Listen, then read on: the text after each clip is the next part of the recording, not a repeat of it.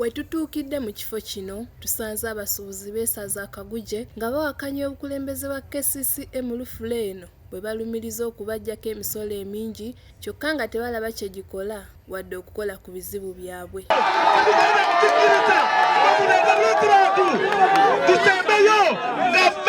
Abituluma tubigamba bemulese nga tetubeetaaga wano nga nabo badde wadde babbi batubbidde ddala tebatugamba bamuwabala eddala anatutegeera alina kubeera nga mukozi wa wano. Nnyo era tusaba buli muntu yenna alina asobola okukuwa ku buyambi aveeyo ajje akwate abantu bano kubanga babbi nnyo babbi ddala. Nga tuli mu babbi mu bakenusi era nga badde bakulemberwa kano akasajja ka Ian Gumisiriza. Bano basoose kuyisa bivvulu nga bwe beetooloola lufula eno omubadde n'okuyimba ennyimba eziwakanya obukulembeze bwa KCCA mu lufula eno.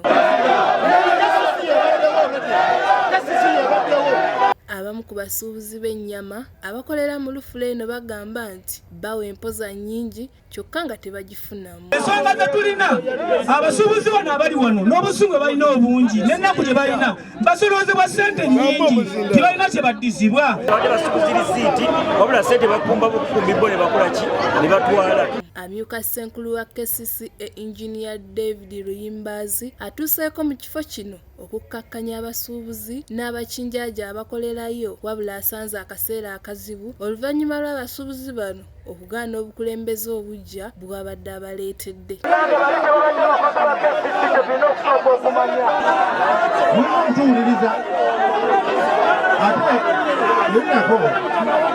Aliwo twalina okubusa ku bbali mu Desemba w'omwaka oguwedde olw'ebizibu ebirala bye tubadde tuyitamu nga tugeza okutereeza owino oli nakasero ne Lwandegeya lufula yasembeyo okuba nga tujja okulaba nga tutereeza. Luyimbazi ategeezezza nga bw'ali mu kuteekesa ekiragiro ky'omukulembeze w'eggwanga mu nkola ekya KCCA okweddiza obukulembeze bwa lufula zonna nga bwe kyalina ku butale. Waliwo ebiragiro bya pulezidenti bye tulagira okukola nga KCCA. KCCA erina okuteekinga ova lufula n'obutale bwonna bwonna mu Kampala. So abakozi ba KCCA balina okusolooza n'okuddukanya akatale.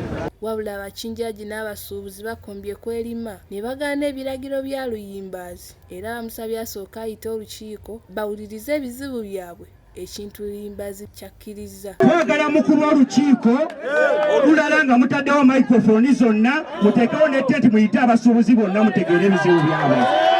Tuwulirize bugenda okujja mu ssente. Of course tugenda kuba olukiiko wiiki ejja okukkanya n'abakolera mu lufula olaba nga tukolagana. Nasolo Maria ku lwa MRU TV wano mu kibuga Kampala.